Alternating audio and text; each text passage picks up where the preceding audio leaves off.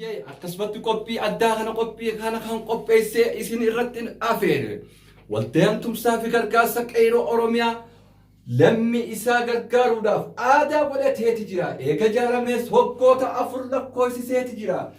Ammoo qophii dirree dhawaa tumsa ji'ee mata duree lammiif lammii gaachana jiru kanarratti qophii addaa qopheesseeti jira.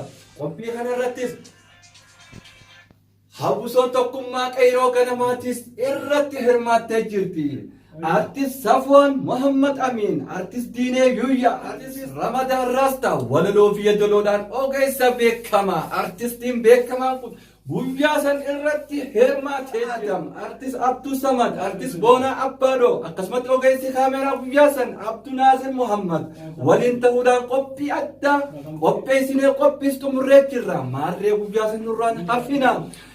Guyyaan baallama keenya bara 2019 baatii 11ffaadhaa guyyaa 8 Jimma Tawaaree booda Shaar Asittiin Qaatal Aziz yookaan galma jaarraa abbaa gadaachuudhaan kan beekamu eeyyee akka achitti wal agarru dabalataanis odeeffannoo bilbila 77 duwwaa 5 4 6 yoo jettan Abduu Naasir qunnamtu akkasumas 7 jaha lama jaha yoo dawwaltan Boonaa Abbaadoo qunnamtanii maarree lammiif gaachana jiru kanarra akka hin hafne qooda dhuftanii akka irraa fudhattan asumaan isin afeerra. Eeyyee kootta waliin lammii keenyaaf haa dhaabbannu kan isinin jiru waltajjii tumsaa fi gargaarsa biyya Yaman magaalaa Sana'aadhaa mata duree lammiif gaachana jiru. Dhimmi dirree dhawaadhaa dhimma keenya lammiilee keenya dirree dhawaadhaa sirni laftanyaa saxnaa wal jaaree miidhaa irra geggeessisan bira haa dhaabbannu haa tumsinuu fi waan qabnuun gargaarsa haa deeggarru sagalee isaaniif haa taanu qophii ajaa'ibaa qopheessee hawaasa Oromoo biyya Yaman magaalaa sana irratti afeeree jira. Akka irraan hafne lammiin keenya kan biyyaa sun nu malee waan qabu sagalee haa taanuuf waan qabnu sun bira haa dhaabbannu kan isiniin waltajjii tumsaa fi gargaarsa qeerroo Oromiyaa biyya Yaman magaalaa sana qophicha kanarrattis manguddootaa fi hawaasni namni babbeekamoonis irratti afeeramanii jiranii. Akkasuma dura ta'an waltajjii tumsaa fi gargaarsa qeerroo Oromiyaa obbo Muhammad Abdullaahi sagantaa kana warreen qopheessanis tokko isa.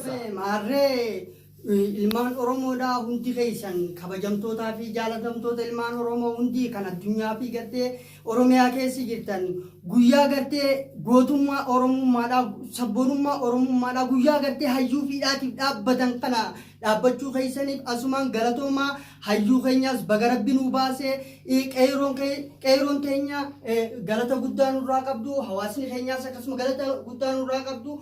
Egaa kanamaa wal qabatee roorroo gartee amma biyya keessaa deemaa jirtu karaa gartee bahaa fi gartee dhihaatiinis gartee waan kana waltajjii tumsaa fi gargaarsa qeerroo Oromiyaa akkasumas hawwisoon tokkummaa qeerroo ganamaa dhimma lammiif gaachana jedhu asii dura baroota 2016 keessa kan eegale ta'u waldaan gaafa xiiqiidha. Arraas taanaan uummata keenyaa wajji jirre jechuun sagantaa ajaa'ibaa qopheessee hawaasa bal'aa Oromoo biyya Yamanii fi magaalaa Sanaadhaa eegaa jira. Maarree dhimmi dirreedhaa dhimma keenya dhimmi dirreen dirra keenya haa tumsinuu ilmaan Oromoodhaa hundi keenya jechuudhaan gartee sagantaa ajaa'ibaa qabatee hawaasa Oromoo bal'aa magaalaa Sanaa fi naannoo isii jiraattan maraaf waamicha kabajaa waamicha Oromummaadhaa waamicha sabboonummaadhaa waamicha lammummaa isiniif godha. Maarree irratti hirmaattanii akka qooda irraa fudhattan kana malees hawwisoon tokkummaa qeerroo ganamaa akkasumas waltajjii tumsaa fi gargaarsa qeerroo Oromiyaa yeroo qabsoon baroota 4 gaggeeffamaa turte kana keessatti tokkummaadhaan wal qabatanii qeerroo fi qarreen biyya Yaman magaalaa Sanaadhaa ummata biitiif tumsaa turuunsaa beekamaadha.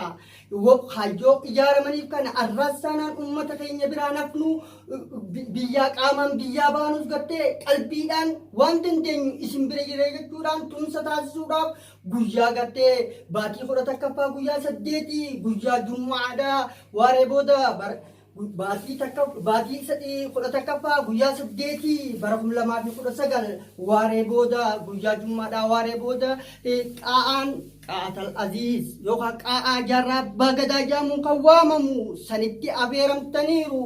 Kanaaf hawaasni keenya marti akka irraa qooda fudhattanii tokkummaa fi deeggarsa qeeroo fi uummata keessanii qabdan akka uummata keessanii bistumsitan asumaan isin beeksifna.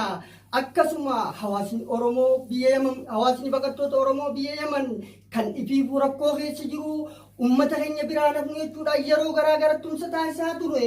Kanaaf uummata keenya birattis kabaja qabdu waan kanaaf irree teessan tokkummaa teessan irratti argamtanii akka gartee milkeessitan akka garsiiftan abdiidha qabna.